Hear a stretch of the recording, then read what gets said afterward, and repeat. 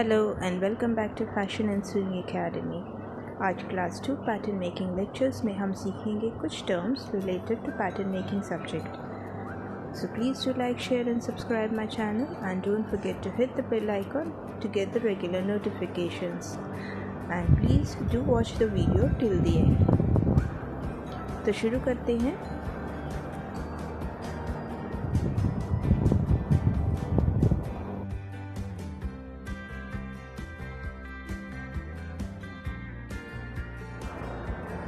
Consider this as the roll of the fabric.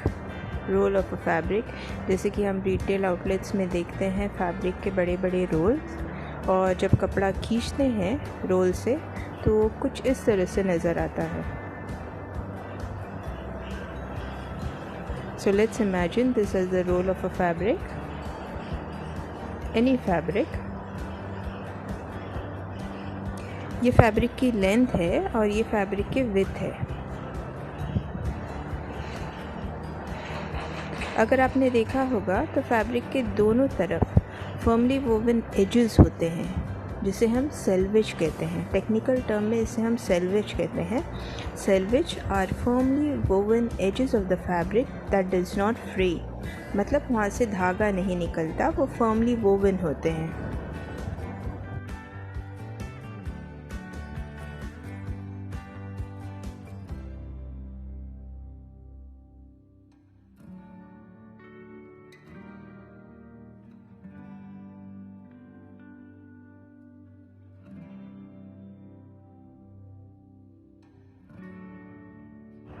जैसे मैंने पहले बताया, ये लेंथ है और ये विड्थ है फैब्रिक की। जब हम फैब्रिक को कटवाते हैं, ख़रीदते हैं और कटवाते हैं 1 मीटर में या 4 मीटर में, वो इस तरह से काटा जाता है width wise.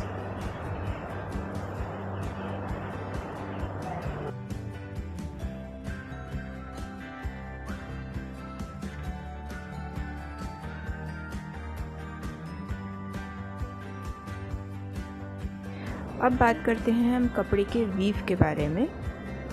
A woven fabric consist of interaction of vertical and horizontal yarn. Yarn मतलब धागा।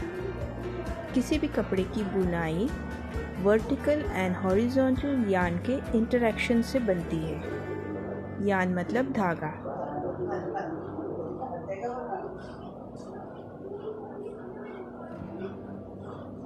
कपड़ों के दोनों तरफ, जैसे मैंने बताया था, कपड़ों के दोनों किनारों को सेल्वेज कहते हैं।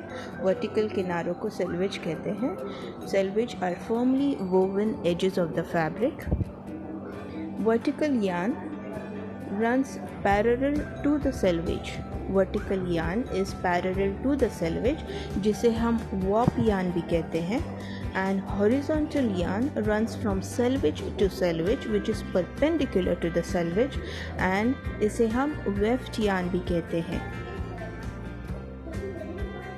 So vertical yarn को हम vertical grain भी कहते हैं और हॉरिजॉन्टल यार्न को हम हॉरिजॉन्टल या क्रॉस ग्रेन कहते हैं।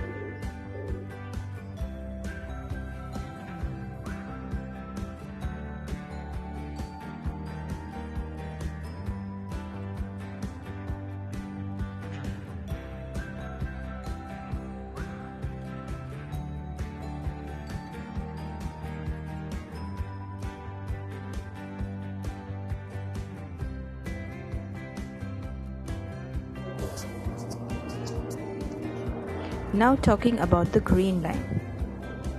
What is a green line? Green line is a straight line with arrows on both sides. Green line एक straight line है जिसके दोनों तरफ arrows होते हैं।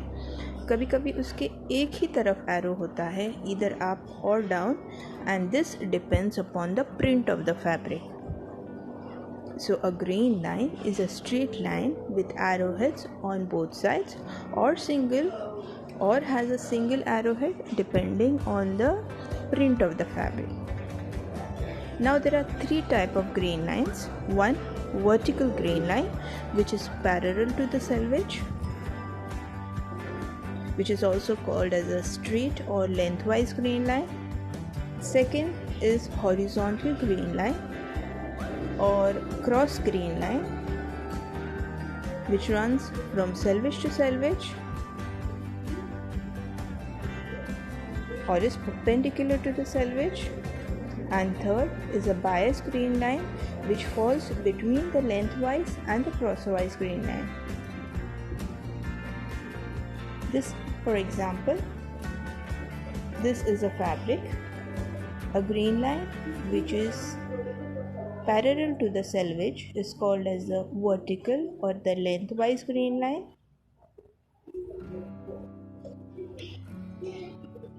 The green line which is perpendicular to the selvage is called as a horizontal or a crosswise green line.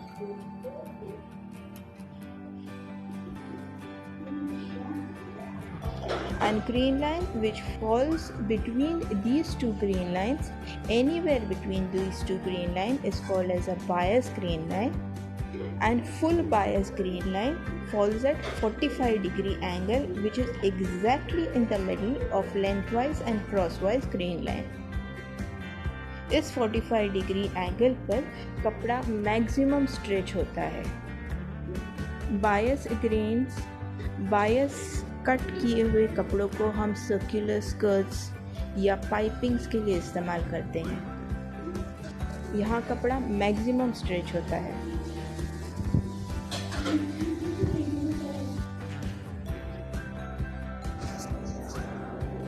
Now, what is the function of a green line? How is green line useful? Why is green line used in a pattern?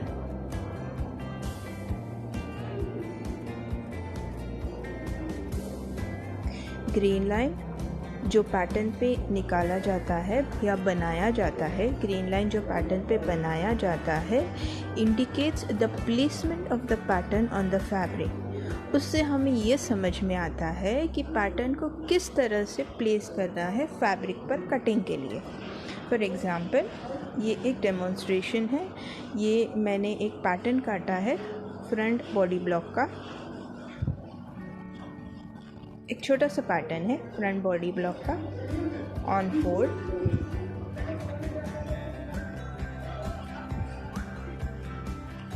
अब हम देखेंगे green line किस तरह से useful है. इस pattern पे मैं पहले एक वर्टिकल ग्रीन लाइन बनाती हूँ या लेंथ वाइज ग्रीन लाइन बनाती हूँ. जब भी पैटर्न बनाया जाता है उस पर तीनों में से कोई एक ग्रीन लाइन बनाया जाता है. फॉर एग्ज़ाम्पल, मैंने ये वर्टिकल ग्रीन लाइन बनाया.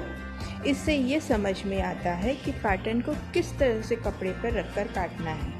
नाउ वर्टिकल ग्रीन लाइन बनाने की वजह से पैटर्न को parallel to the selvage place किया जाएगा इस तरीके से.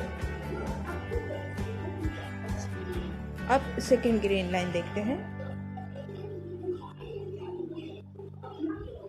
सेकेंडली मैंने क्रॉस वाइज ग्रीन लाइन बनाया है, क्रॉस ग्रीन लाइन.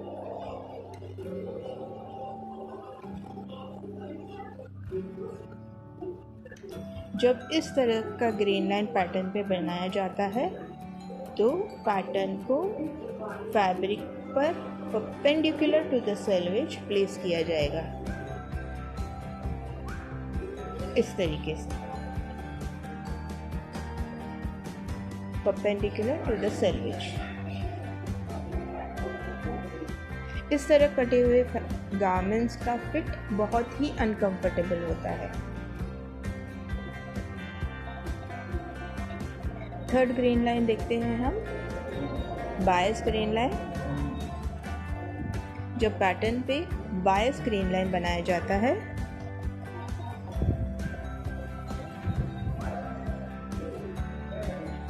तो पैटर्न को इस तरीके से फैब्रिक पे रखा जाता है कटिंग के लिए.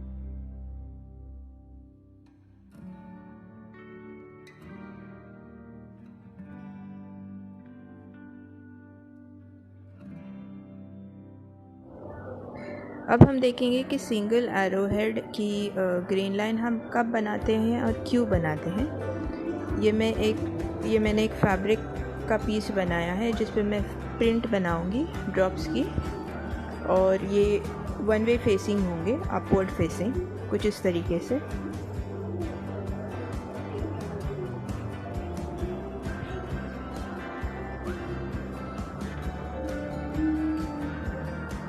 अब मुझे पैटर्न किस तरह से प्लेस करना है, किस तरह से प्लेस करवाना है, ये मुझे अगर बताना है पैटर्न पे, तो मैं ग्रीन लाइन कुछ इस तरीके से बनाऊंगी। ये वन वे फेसिंग होंगे, इसीलिए पैटर्न पे मैं लेंथ वाइज काटना है तो वर्टिकल ग्रीन लाइन बनाऊंगी, और अपवर्ड फेसिंग है इसीलिए अप एरो बनाऊंगी इस तरीके से। तो ये है यूज़ वन एरो हेड की ग्रीन लाइन का। अगर पसंद आए तो लाइक ज़रूर कीजिए, शेयर कीजिए, सब्सक्राइब कीजिए। Thanks for watching my channel and please do take a very good care of your self and bye bye. Thank you.